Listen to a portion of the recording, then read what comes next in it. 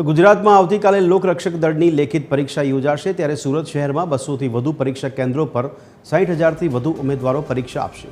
પરીક્ષાને શાંતિપૂર્ણ રીતે પૂર્ણ કરવા માટે સુરત પોલીસ દ્વારા ચુસ્ત બંદોબસ્ત ગોઠવવામાં આવ્યો છે, જેમાં 5 ડીવાયએસપી, 200 પીઆઈ, પીએસઆઈ અને 2000 પોલીસ જવાનો તૈનાત રહેશે।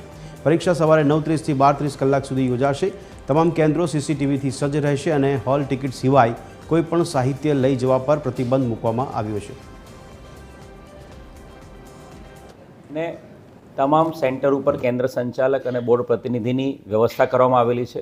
દરેક સેન્ટર ઉપર 7 થી 8 જેટલા પોલીસ કર્મચારીઓને બંદોબસ્તમાં ફાળવવામાં આવ્યા છે અને સમગ્ર પ્રક્રિયા એક્ઝામની સમગ્ર પ્રક્રિયા શાંતિપૂર્ણ થાય એના માટે સમગ્ર સુરત શહેર પોલીસમાં 5 ડીવાયએસપી, 200 પીઆઈ, પીએસઆઈ અને 2000 પોલીસનો સમગ્ર શહેરમાં 201 સેન્ટર પર બંદોબસ્ત ફાળવવામાં આવ્યો છે।